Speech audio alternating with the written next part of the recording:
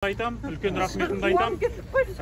Енді маған бүгін күтпеген жаңалық болды. Шынымды айтсам, мен бүгін шығуға, үйге баруға ешқандай дайындалып отырған жоғым. Өзімнің камерамда сол жаңағы күнделікті күйбең тіршілікпен 15 шаршы метрмен камерамен біздің өміріміз өлшенді. Осы 8,5 ай болды. Аяқ астынан осында келіп жаңағы бостандыққа шығасың деп қағаз алып келіп отыр. Енді сіздердің барлықтарыңызға рахмет. Қоғамның жеңісі деп ойлаймын. Әлі толық бостандық емес, жаңада айтып отыр, қолымызда қағаз бар, үй қамақ қалу туралы шешім шыққан екен.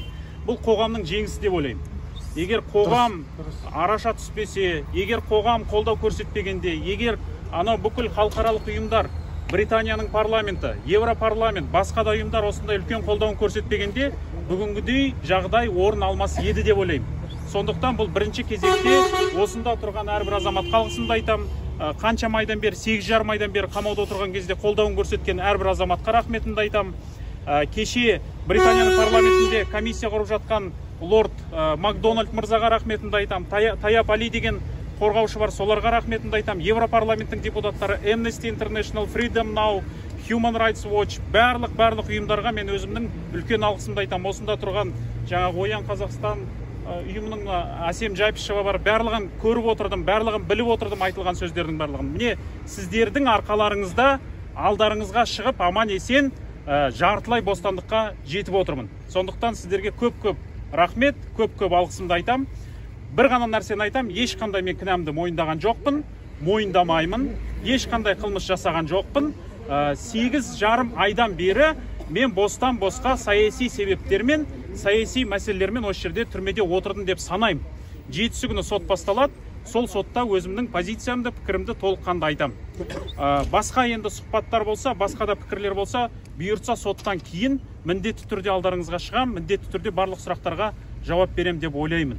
Сондықтан мына кеше осы мына Британияның парламентінде сөз сөйлеген Евгений Жовтис мырзаға да мен үлкен алғыс айтқым келеді. Ол кісі жаңағы мына Британияның парламентінде де сөз сөйледі, Европарламентте де сөз сөйледі, ОБСЕ-де де кездесулер жасады. Міне осы барлық қорғау ұйымдарына, құқық қорғаушы ұйымдардың барлықтарына алғысымды айтқым келеді. Осында тұрған азаттықты да барлығында мен көріп отырдым, жаңағы мына адвокаттарым арқылы, қорғаушылар арқылы барлық ақпаратты біліп отырдым. Барлықтарыңызға жеке-жеке рахметімді айтқым келеді. Сот бітсін, сотта міндетті түрде кездесеміз, өзімнің ойымды сол жерде толыққанды айтам. Ешқандай мен қылмыс жасаған жоқпын, ешқандай бір құқық бұзушылыққа барған жоқпын.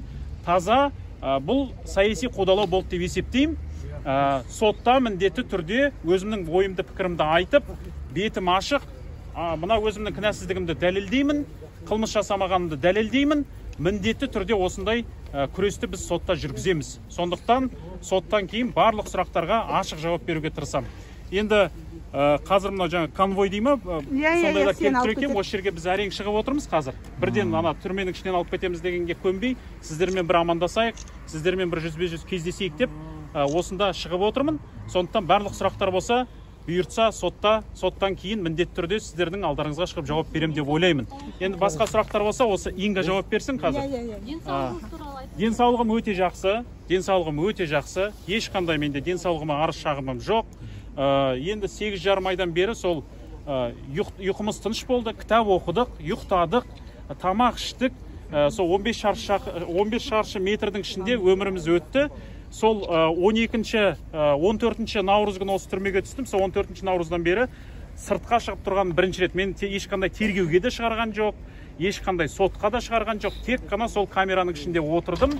Мына әлемге деген менің терезем, былайша айтқанда, осы жұбайым болды, Инга болды, Жанар Балғабаева қорғаушым болды, Ернар Кенжебаев қорғаушым болды. Осы азаматтар арқылы барлық елде болып жатқан жағдайды, қоғамда болып жатқан жағдайдың барлығын біліп отырдым. Денсаулығыма ешқандай шағымым жоқ, барлығы жақсы денсаулығым.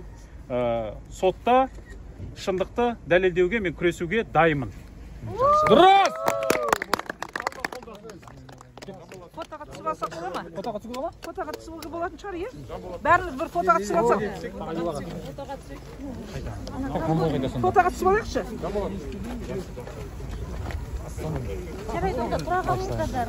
Bir fotoğraf çıkmak şu şeyden ha? Ya. Kan boyu.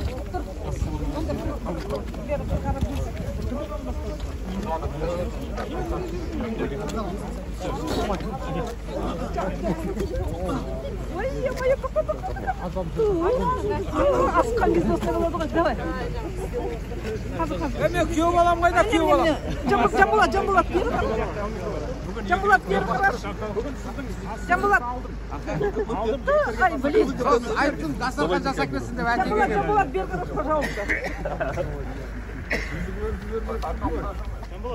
Жанболат. Сәкен күтіп тұрамын, тағы да бәлем болсын. Жақсы. Жанболат сол командир жоқ. Бізге ұйғарып шығарудың мәнісіне қатысты адвокат, я сен айтып жүрсің. Осы жерден ба? Келмей тұрып осы жерде, я? Жанболат отырсын. Сәкен, Сәкен, пока еткенше. Инга, ойда жоқ та, Жанболаттың өзі де айтты, ойда жоқ та ұйғармаққа шығарудың мәнісі неде? Енді бұл жерде жалпы Жанболаттың 8 ай отырғаны түгелімен заңсыз. Бүгінгі шығарып отырған шешімдерінің де біз заңдық мәнін, заңдық мағынасын білмейміз. Біз бұны тап-таза бұған өткен аптада Европарламентте болған, Британия парламенті кеше болған. Бұл халықаралық және ішкі Жанболатқа деген қолдау, халықаралық және ішкі қысымның арқасында билік осындай шешімге барды деп ойлаймыз. Сондықтан бұл жерде ешқандай заңсыздық, бір заңдық негіз жоқ. Сөйтсем бұл кісі шығып кетті. Мен тастап кеттім. Жақсы, Жақсы. Жанболат, халықтың таңдауы! Жанболат, халық таңдауы! Жанболат, халық таңдауы! Жанболат, халықтың таңдауы! Жанболат, халықтың таңдауы!